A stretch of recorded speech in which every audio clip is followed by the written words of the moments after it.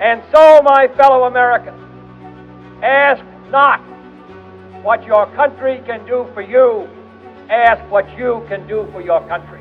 Hello and welcome to And the Truth Shall Make You Free. My name is Matthew, and on today's episode of 1,000 Days with JFK, we will be covering John F. Kennedy's full inaugural address, the swearing in of the new Frontier administration, President Eisenhower's entire farewell address, and we will begin by touching upon Premier Khrushchev's secret January 6th speech to the Central Communist Committee in support of wars of liberation in the Third World. If there's anybody who is interested in reading an analysis of this speech, I will include it in the link below, knowing full well that it will draw catcalls from the far-left hagiographic progressives. But that's why I'm including it, because I feel like they are missing the big picture, so that's where we will begin, with the Pentagon's Big Picture Report. Hope you enjoy.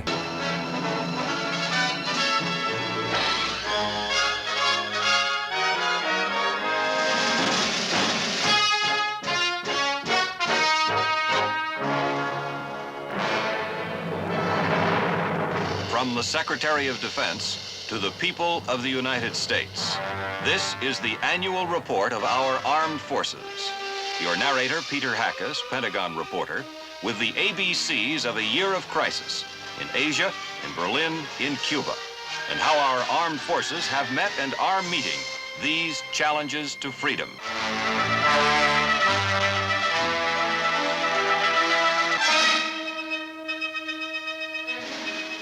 In their drive for world domination, the communists have identified different levels of possible conflict to exploit. Khrushchev speaks of war and peace in the light of what he calls the new means of mass destruction. And what Mr. Khrushchev calls local wars, he also rejects because, as he puts it, they may grow into a thermonuclear war.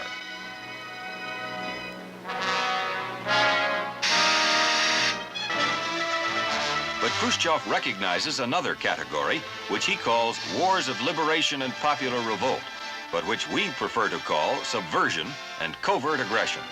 It is these wars which Khrushchev says are not only admissible, but inevitable. This time for his final speech. Ladies and gentlemen, the President of the United States. Good evening, my fellow Americans. First, I should like to express my gratitude to the radio and television networks for the opportunities they have given me over the years to bring reports and messages to our nation. My special thanks go to them for the opportunity of addressing you this evening.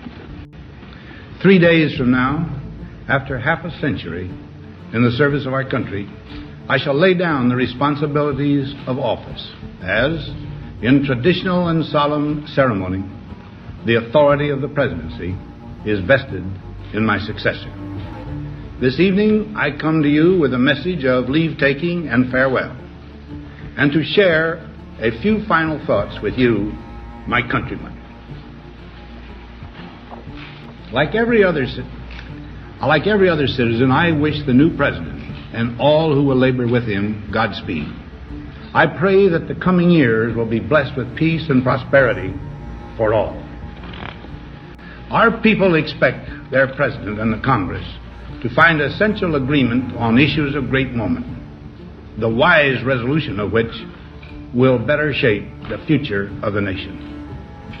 My own relations with the Congress, which began on a remote and tenuous basis when, long ago, a member of the Senate appointed me to West Point, have since ranged to the intimate during the war and immediate post-war period, and finally to the mutually interdependent during these past 8 years. In this final relationship, the Congress and the administration have, on most vital issues, cooperated well to serve the nation good rather than mere partisanship, and so have assured that the business of the nation should go forward.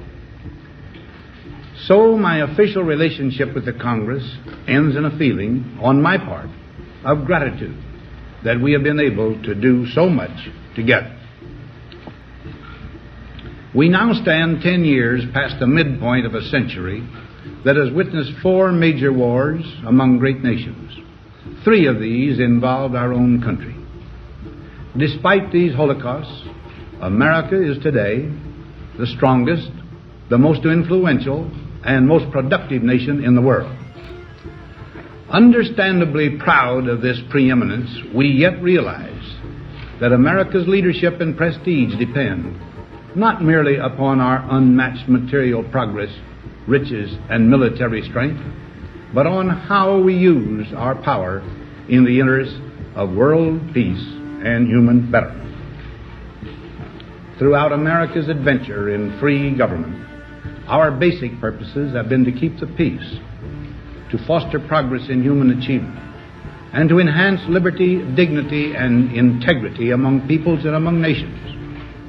To strive for less would be unworthy of a free and religious people.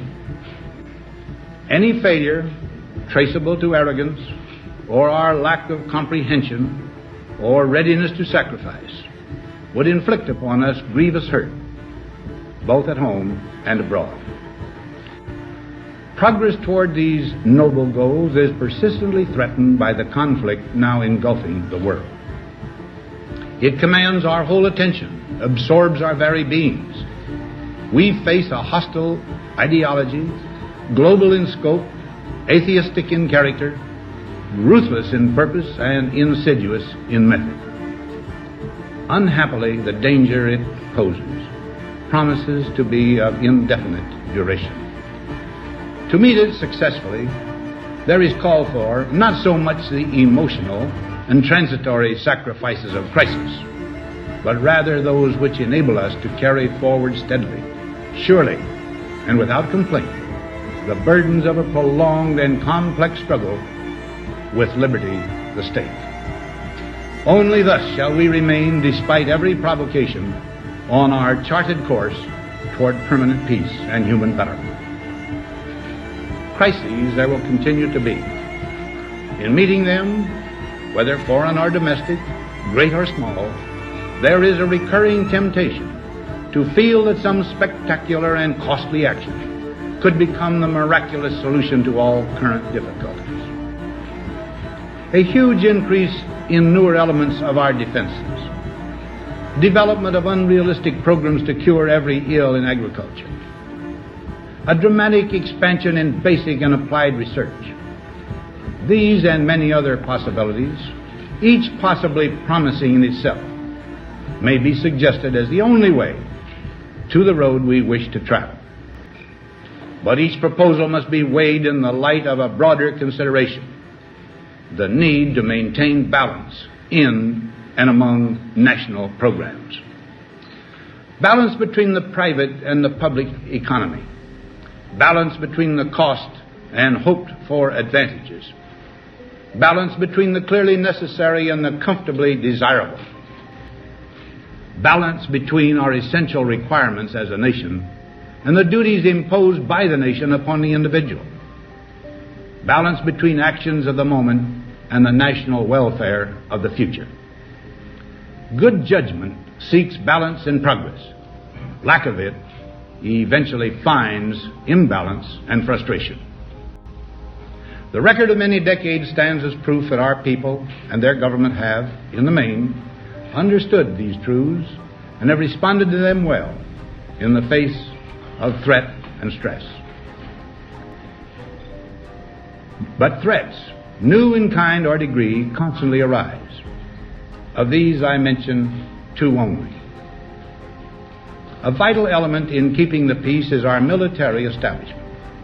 Our arms must be mighty, ready for instant action, so that no potential aggressor may be tempted to risk his own destruction. Our military organization today bears little relation to that known of any of my predecessors in peacetime, or indeed by the fighting men of World War II or Korea. Until the latest of our world conflicts, the United States had no armaments industry. American makers of plowshares could, with time and as required, make swords as well. But we can no longer risk emergency improvisation of national defense. We have been compelled to create a permanent armaments industry of vast proportions.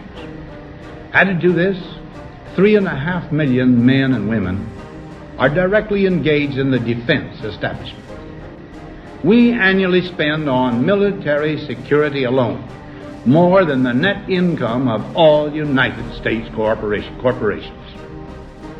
Now, this conjunction of an immense military establishment and a large arms industry is new in the American experience. The total influence, economic, political, even spiritual, is felt in every city, every state house, every office of the federal government. We recognize the imperative need for this development, yet we must not fail to comprehend its grave implications. Our toil, resources, and livelihood are all involved. So is the very structure of our society. In the councils of government, we must guard against the acquisition of unwarranted influence, whether sought or unsought, by the military-industrial complex. The potential for the disastrous rise of misplaced power exists and will persist. We must never let the weight of this combination endanger our liberties or democratic processes. We should take nothing for granted. Only an alert and knowledgeable citizen can compel the proper meshing of the huge industrial and military machinery of defense with our peaceful methods and goals, so that security and liberty may prosper together. Akin to and largely responsible for the sweeping changes in our industrial military posture has been the technological revolution during recent decades. In this revolution, research has become central. It also becomes more formalized, complex, and costly. A steadily increasing share is conducted for, by, or at the direction of the federal government. Today, the solitary inventor, tinkering in his shop, has been overshadowed by task forces of scientists in laboratories and testing fields. In the same fashion, the free university, historically the fountainhead of free ideas and scientific discovery, has experienced a revolution in the conduct of research. Partly because of the huge costs involved, a government contract becomes virtually a substitute for intellectual curiosity. For every old blackboard, there are now hundreds of new electronic computers. The prospect of domination of the nation's scholars by federal employment, project allocations, and the power of money is ever present and is gravely to be regarded. Yet in holding scientific research and discovery in respect, as we should, we must also be alert to the equal and opposite danger that public policy could itself become the captive of a scientific, technological elite. It is the task of statesmanship to mold, to balance, and to integrate these and other forces, new and old, within the principles of our democratic system, ever aiming toward the supreme goals of our free society. Another factor in maintaining balance involves the element of time. As we peer into society's future, we, you and I, and our government must avoid the impulse to live only for today, plundering for our own ease and convenience the precious resources of tomorrow. We cannot mortgage the material assets of our grandchildren without risking the loss also of their political and spiritual heritage. We want democracy to survive for all generations to come, not to become the insolvent family of tomorrow. During the long lane of the history yet to be written, America knows that this world of ours, ever growing smaller, must avoid becoming a community of dreadful fear and hate, and be instead a proud confederation of mutual trust and respect.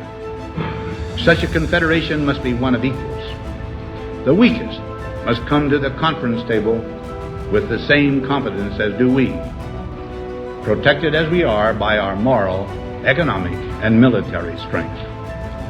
That table, though scarred by many past frustrations, cannot be abandoned for the certainty agony of disarmament of the battlefield. Disarmament with mutual honor and confidence is a continuing imperative. Together we must learn how to compose differences, not with arms, but with intellect and decent purpose. Because this need is so sharp and apparent, I confess that I lay down my official responsibilities in this field with a definite sense of disappointment. As one who has witnessed the horror and the lingering sadness of war, as one who knows that another war could utterly destroy this civilization which has been so slowly and painfully built over thousands of years, I wish I could say tonight that a lasting peace is in sight. Happily, I can say that war has been avoided. Steady progress toward our ultimate goal has been made, but so much remains to be done. As a private citizen, I shall never cease to do what little I can to help the world advance along that road. So in this, my last good night to you as your president, I thank you for the many opportunities you have given me for public service in war and in peace. I trust in that service, you find some things worthy. As for the rest of it, I know you will find ways to improve performance in the future. You and I, my fellow citizens, need to be strong in our faith that all nations under God will reach the goal of peace with justice. May we be ever unswerving in devotion to principle, confident but humble with power, diligent in pursuit of the nation's great goals. To all the peoples of the world, I once more give expression to America's prayerful and continuing aspiration.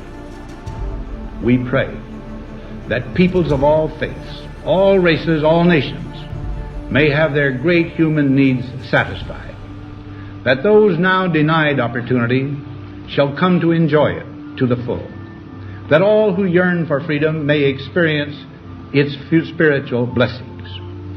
Those who have freedom will understand also its heavy responsibility, that all who are insensitive to the needs of others will learn charity, and that the scourges of poverty, disease, and ignorance will be made disappear from the earth, and that in the goodness of time all peoples will come to live together in a peace guaranteed by the binding force of mutual respect and love.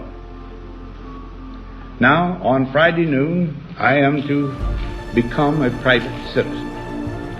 I am proud to do so. I look forward to it. Thank you, and good night. For the problems are not all solved, and the battles are not all won. And we stand today on the edge of a new frontier, the frontier of the 1960s, the frontier of unknown opportunities and perils, the frontier of unfilled hopes and unfilled threats. Woodrow Wilson's New Freedom promised our nation a new political and economic framework. Franklin Roosevelt's New Deal promised security and succor to those in need. But the new frontier of which I speak is not a set of promises. It is a set of challenges.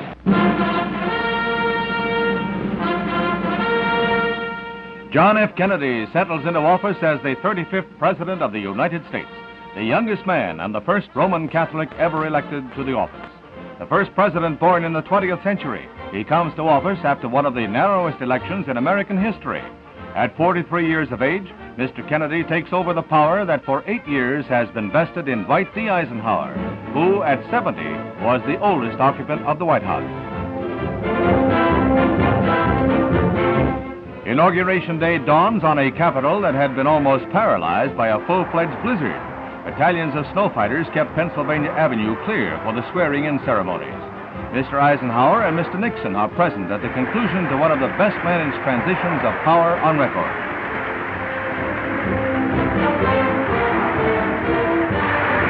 Despite sub-freezing temperatures, hundreds of thousands watched the ceremonies in front of the Capitol as the new President and Vice President Lyndon Johnson assume office. Slippery streets and snarled traffic cause a delay in the swearing-in ceremonies, a delay which the President and his predecessor pass in serious conversation.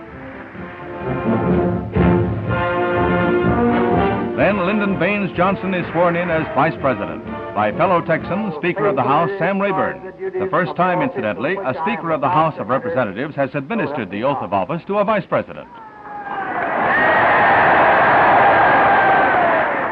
Then, 10 minutes later, John Fitzgerald Kennedy is sworn by Chief Justice Warren as the 35th President of the United States, with the prayers of four major faiths to support him in office. Fitzgerald Kennedy, do solemnly swear Fitzgerald Kennedy, do solemnly swear that you will faithfully execute the office of President of the United States that I will faithfully execute the office of President of the United States and will, to the best of your ability, and will, to the best of my ability, preserve, protect, and defend the Constitution of the United States. preserve, protect, and defend the Constitution of the United States. So help you God. So help me God.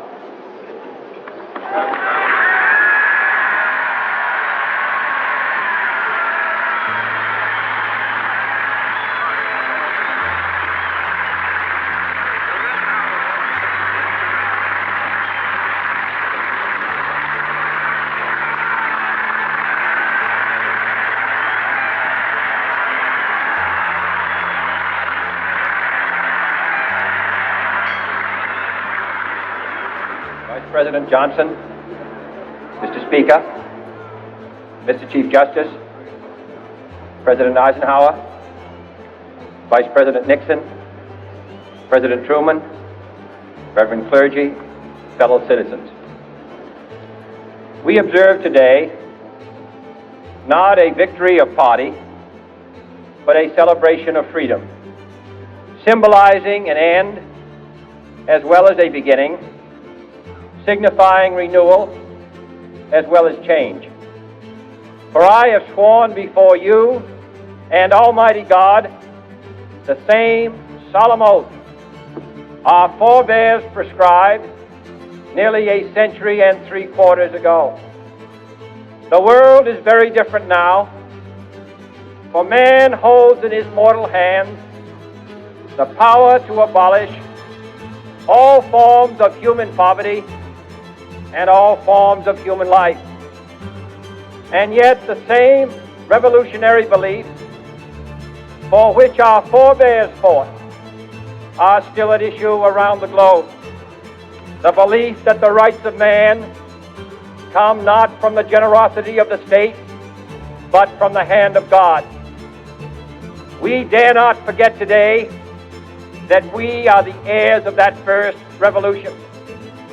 Let the word go forth from this time and place to friend and foe alike that the torch has been passed to a new generation of Americans born in this century, tempered by war, disciplined by a hard and bitter peace, proud of our ancient heritage, and unwilling to witness or permit the slow undoing of those human rights to which this nation has always been committed and to which we are committed today at home and around the world.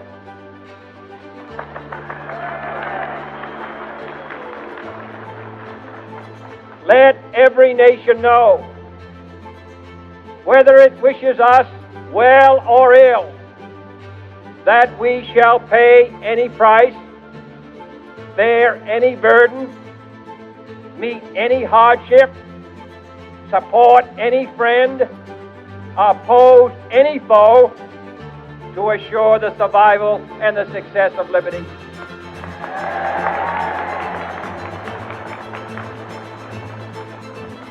This much we pledge and more.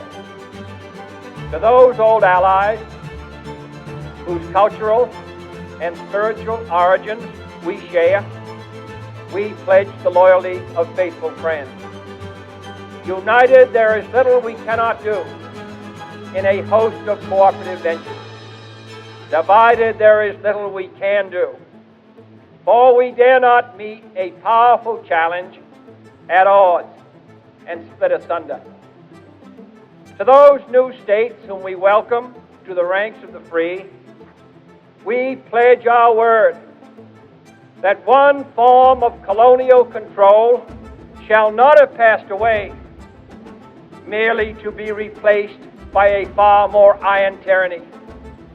We shall not always expect to find them supporting our view, but we shall always hope to find them strongly supporting their own freedom, and to remember that in the past, those who foolishly sought power by riding the back of the tiger ended up inside.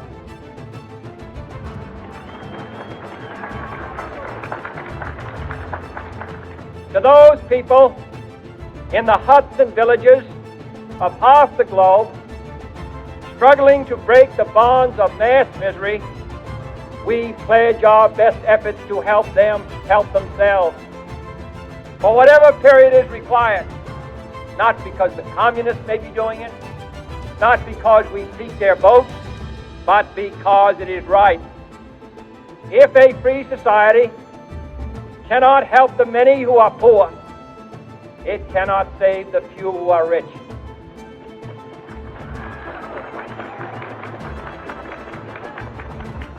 To our sister republics south of our border, we offer a special pledge to convert our good words into good deeds, in a new alliance for progress, to assist free men and free governments in casting off the chains of poverty. But this peaceful revolution of hope cannot become the prey of hostile powers. Let all our neighbors know that we shall join with them to oppose aggression or subversion anywhere in the Americas. And let every other power know that this hemisphere intends to remain the master of its own house.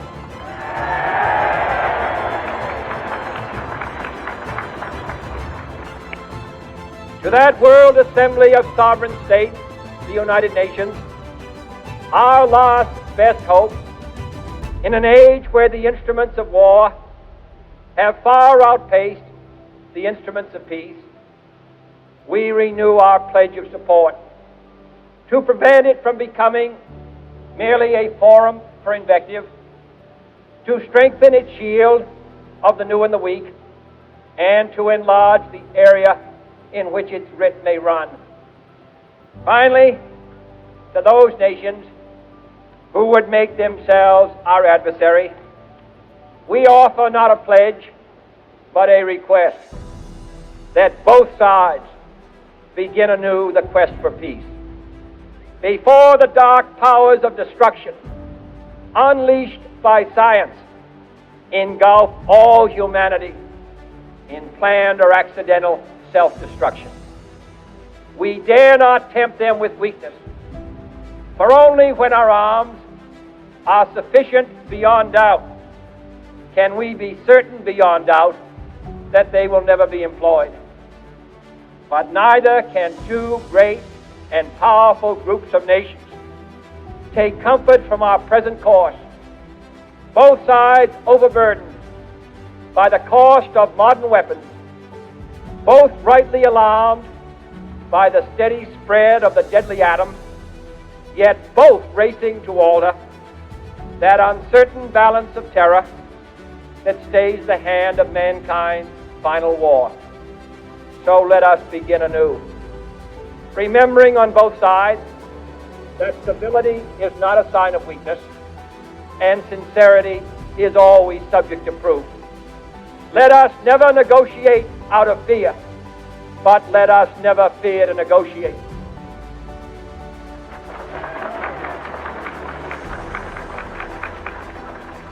Let both sides explore what problems unite us instead of belaboring those problems which divide us, let both sides for the first time formulate serious and precise proposals for the inspection and control of arms, and bring the absolute power to destroy other nations under the absolute control of all nations.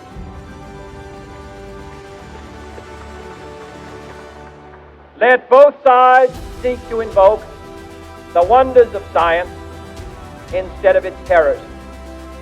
Together, let us explore the stars, conquer the desert, eradicate disease, tap the ocean depths, and encourage the arts and commerce. Let both sides unite to heed in all corners of the earth the command of Isaiah to undo the heavy burden and let the oppressed go free. And if a beachhead of cooperation may push back the jungle of suspicion, let both sides join in creating a new endeavor, not a new balance of power, but a new world of law, where the strong are just and the weak secure and the peace preserved. All this will not be finished in the first 100 days, nor will it be finished in the first 1,000 days, nor in the life of this administration, nor even perhaps in our lifetime on this planet. But let us begin.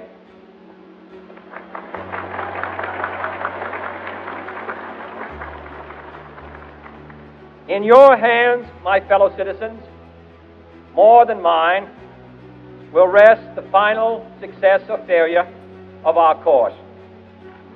Since this country was founded, each generation of Americans has been summoned to give testimony to its national loyalty.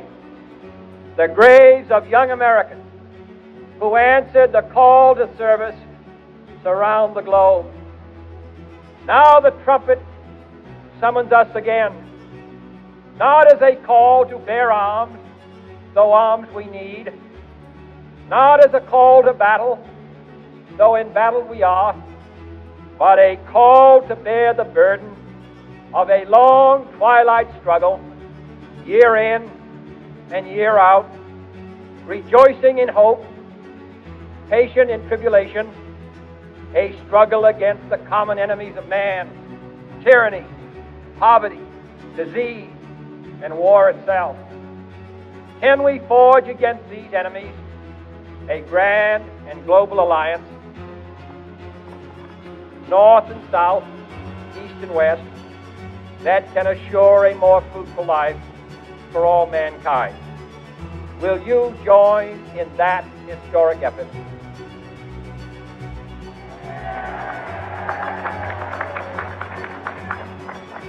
In the long history of the world, only a few generations have been granted the role of defending freedom in its hour of maximum danger. I do not shrink from this responsibility. I welcome it.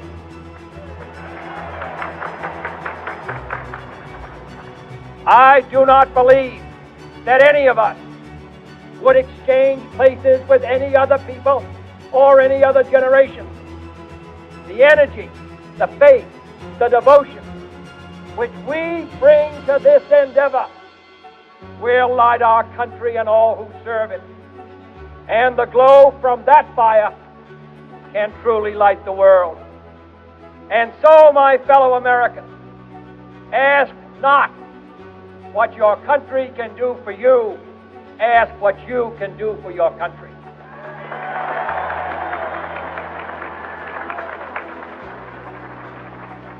My fellow citizens of the world, ask not what America will do for you, but what together we can do for the freedom of man.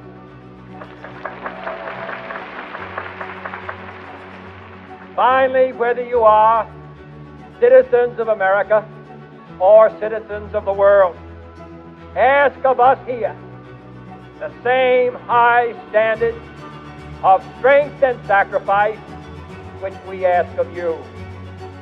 With a good conscience, our only sure reward, with history the final judge of our deeds, let us go forth to lead the land we love, asking His blessing and His help, but knowing that here on earth, God's work must truly be our own.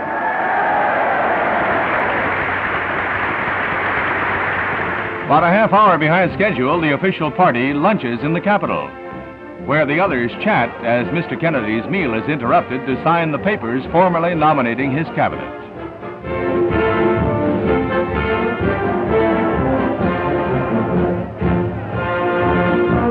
Then the procession to the White House and the reviewing stand for the inauguration parade. En route to their new address, 1600 Pennsylvania Avenue, John and Jacqueline Kennedy are cheered by nearly 1 million. The presiding dignitaries review a vast and impressive array of military units, bands, and drill teams. A 3.5-hour march.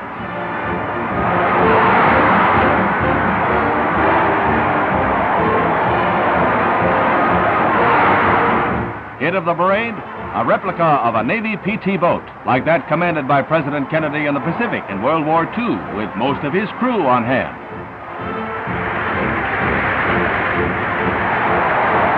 A stirring but chilled review in the freezing weather. That night, things warm up.